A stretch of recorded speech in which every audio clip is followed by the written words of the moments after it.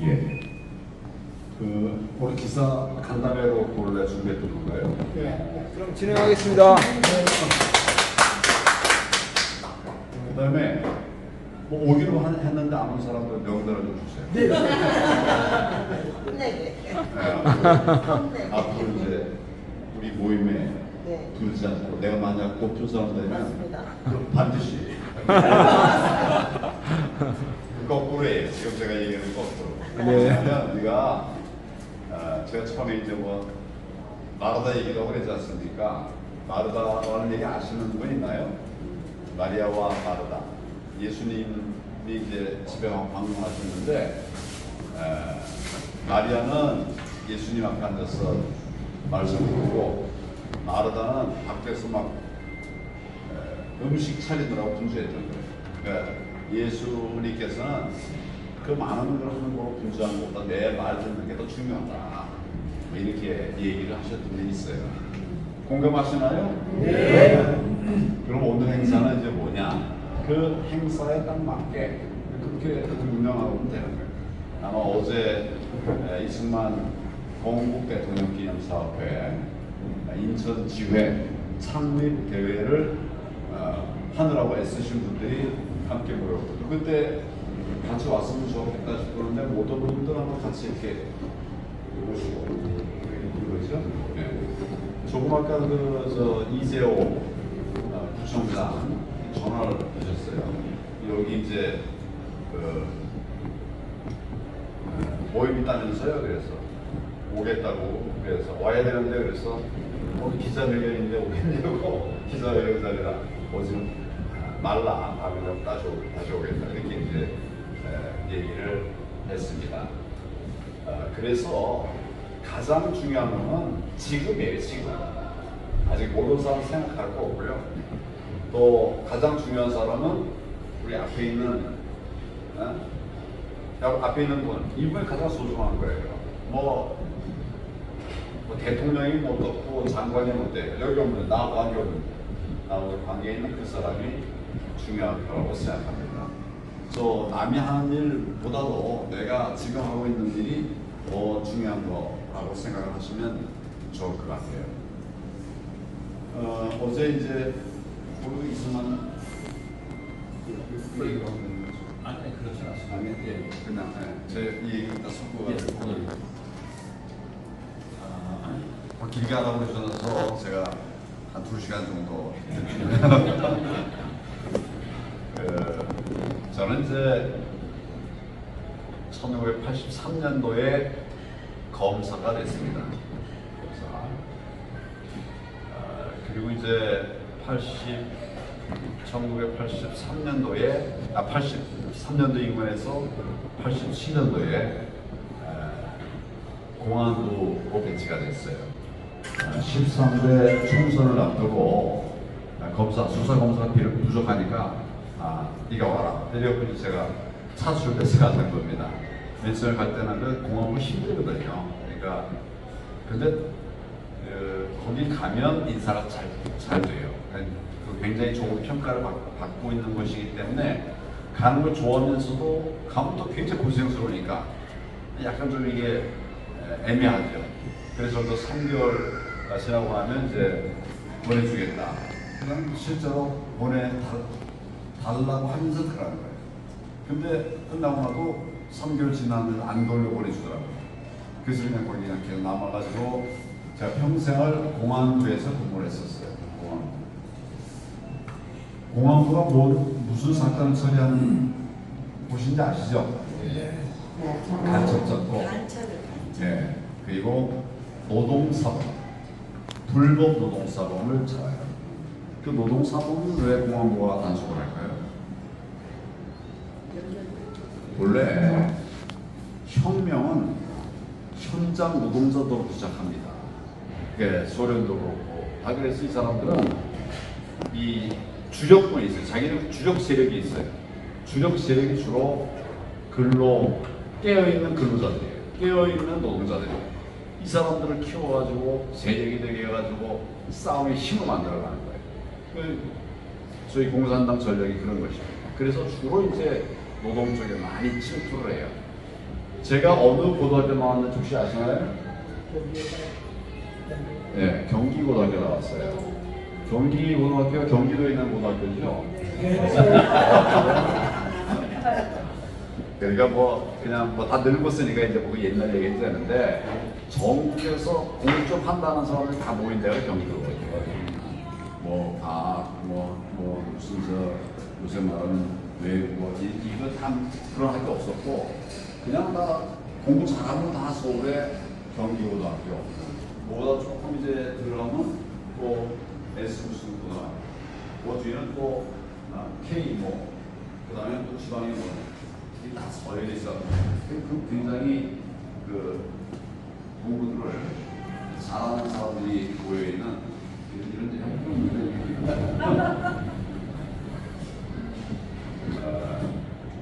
하여튼 결론적으로 말하면 저는 참생을 자유민주주의, 시장경제 그리고 법치를 세워가기 위해서 애쓴 사람입니다. 근데 제가 깜짝 놀란 것은 나는 정말 자유민주주의, 시장경제를 지키기 위해서 오직 그 길로만 좋았습니다. 그냥 공부를 해서만 얘기하는 것이 그것이거든요. 그런데 굉장히 많은 왜곡이, 저희는 굉장히 많은 왜곡이 있더라고요.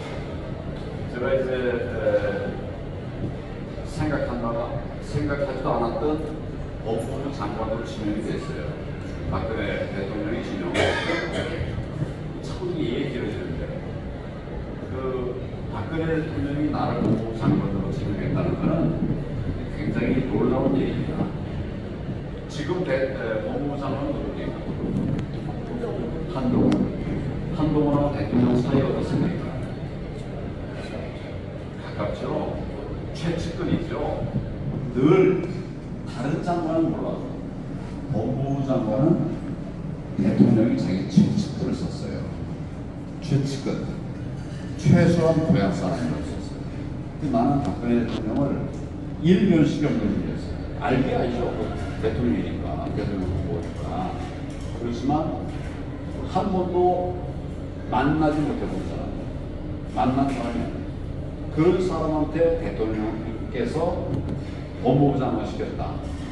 왜 그러면 자기 최측근들을 법무부 장관 시켰을까요? 대통령이 왜 최측근을 법무부 장관으로 시켰을까요? 응? 맞아요. 법무부 장관은 검찰을 지휘하거든요. 수사를 검찰이 하지 않았습니까? 그러니까 최악의 경우에는 내가 교도소 가지 않겠다. 이런 생각으로 이제 최측근을 세운 거예요. 이렇게 말한 전직 대통령은 하나도 없습니다. 그렇지만 팩트예요, 그게. 근데 나는 전혀 모르는데 나를 대통령께서 지명하셨잖아요. 이거는 본인이 법에 걸릴 그런 걱정을 전혀 하시지 않은 거예요. 무슨 말인지 아시겠습니까? 예. 그러다가 이제 탄핵되고 이런 난 정말 가슴 아픈데 저는 오직 한 길만 갔어요. 자유민주주의, 시장경제, 그리고 법치, 헌법 가치를 지키는 그 일만 했는데 내가 이제 박근혜 대통령에 의해서 법무부 장관 지명됐을 때 국무위원이 23명이 있어요. 23명이. 쭉 다 이제 23명의 후보들 발표를 했는데 민주당이 그쪽 장관 중에서 저를 탁 찍어가지고 낙마 1억, 법무부 장관 황교안 낙마 1억 이런 말 혹시 들어보셨습니까? 기억이 없으시죠? 이게 2013년도 일이에요. 벌써 10년 딱 지났네요. 장관도 쫙 발표됐는데 낙마 1억 하는 거예요. 제가 낙마 1억. 자기들 마음에 안 들고 뭘 부족하고 뭐 이런 하여튼 그렇게 저를 비하하는 것이죠. 그런데 낙마 1억하고 한 저를 그 사람들이 쳐내지 못했어요. 그리고 청문회를 한 다음에 국회가 청문 경과 보고서를 채택합니다. 그래서 장관이 대통령이 임명하는 게 제일 최선의 코스죠. 근데 지난번 민주당 정권에서는 박근혜 정부의 때는 민주당이 하여튼 추천되는 사람마다 막 이렇게 비토를 놔가지고 청문 경과 보고서가 제대로 채택됐던 분이 없어요. 그렇게 되면 청문 경과 보고서 채택되지 않으면 장관의 경우에는 대통령이 이제 날짜 정해가지고 10일 정도 20일 날짜 정해가지고 다시 추천해달라고 요청을 하고 그리고도 이제 제대로 안 하면 그냥 임명하는 게 장관이에요. 근데 총리는 청문 경과 보고서를 국회가 채택하지 않으면 임명하지 못하게 돼 있습니다. 그래서 그때는 낙마한 분이 굉장히 많이 있어요. 자기들이 나를 낙마 이루라고 하고 그 다음에 대총리 됐을 때는 또 3일 동안 청문회 하는 거를 아무도 3일간 해본 사람이 없어요. 총리급은 이틀, 장관급은 하루 이렇게 하거든요.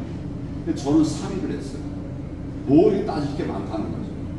그래가지고 3일도 마지막 날 밤 내 기억에 11시 반까지 했어요. 꽉 채웠어요. 그래 놓고는 청문 경과 보고서를 채택을 했어요. 그래서 제가 총리가 될 수 있었던 거예요. 뭘 말합니까? 이 좌파는, 여기 또 좌파가 계신지 모르겠습니다. 실례 있지만 제 생각을 말하지 않으셔서 좌파는 사람을 보는 게 아니라 저 사람이 내 편이냐, 네 편이냐 다 이거만 보는 거예요. 정책도 내 편이냐, 네 편이냐 이것만 보는 거예요. 저는 이제 정부에 있거나 총리를 하면서 민주당이 우리가 만든 법안을 통과시켜주는 것을 본 일이 없어요.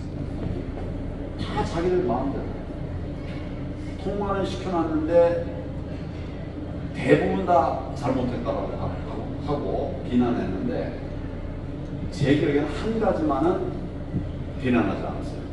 그게 뭐냐면 자유학기제라는 게 있었어요. 그러니까 중학교 학생 한 학기 동안은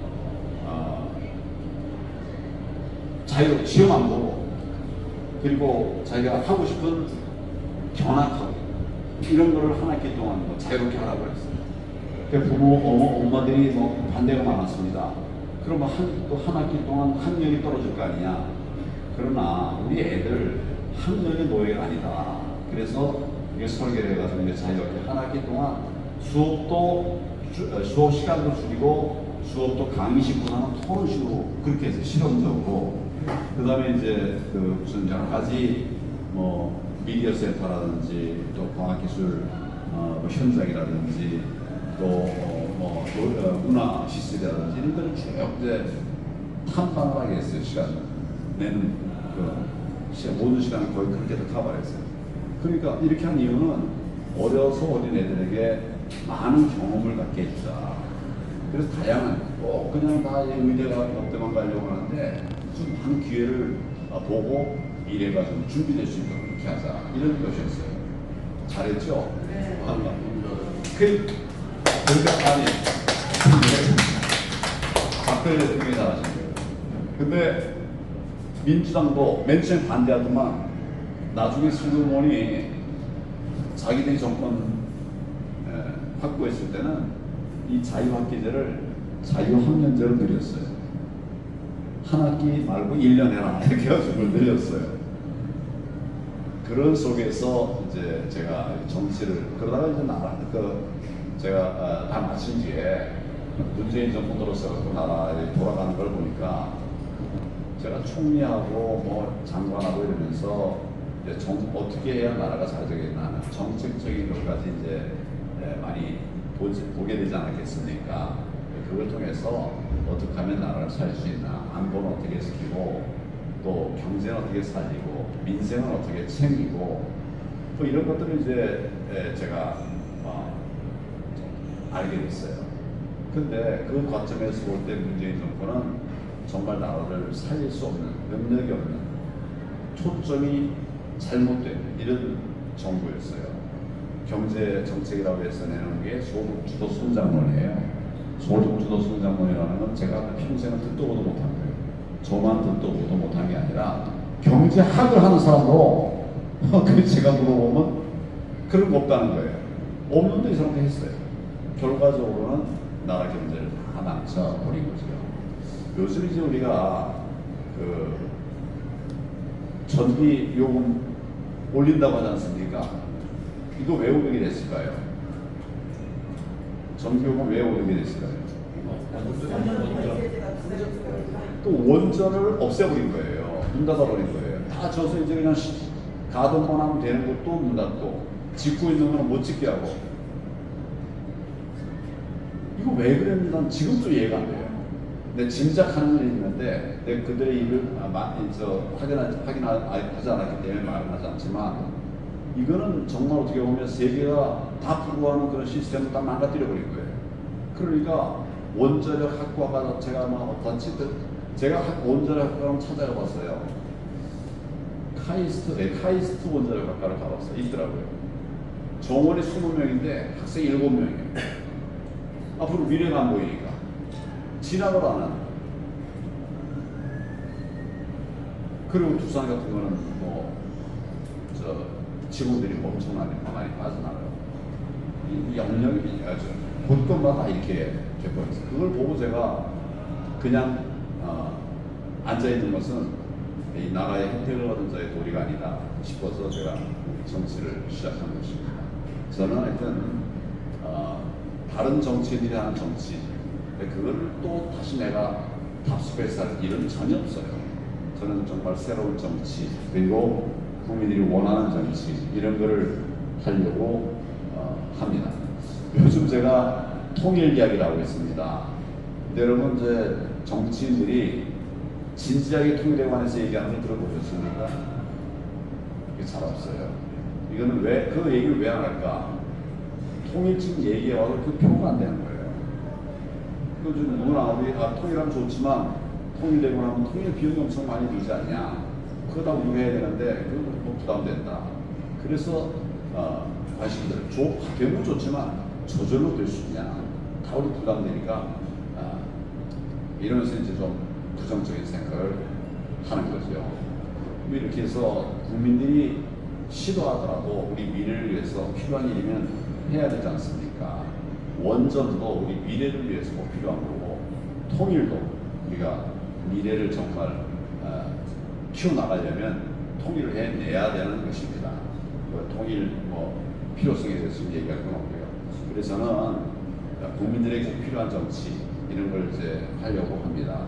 오늘도 여러분들 마침 뵙고, 제가 이 말 하려고 한 거 아니고, 오늘 내가 와서 무슨 얘기해야 될지도 모르고 왔어요, 사실은.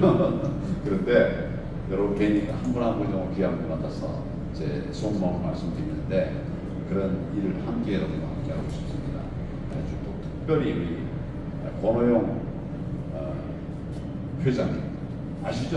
네. 어제 이제 이승만 건국 대통령 기념사업회 인천지회 창립대회였습니다. 거기 지회장님이 되셨어요. 박수 한번 부탁드립니다.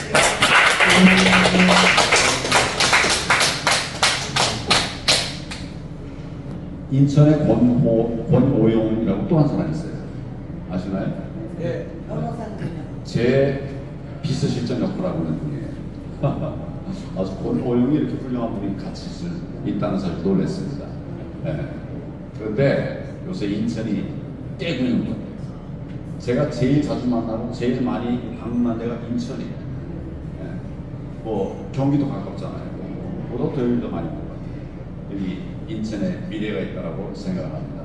자세한 얘기가 밥 먹으면서 필요한 질문 한번 하고 이제 제 얘기는 이걸 끝내겠습니다. 네. 여러분 아마 되게 반갑습니다. 아니 저기 최원호양 또 들어와서 앉으니까 이 사람이 나서 앉을 자리인데. 제가 앉는 키가 별로 안 큰데. 알겠습니다. 세 번 치겠습니다. 다 같이 파이팅! 파이팅!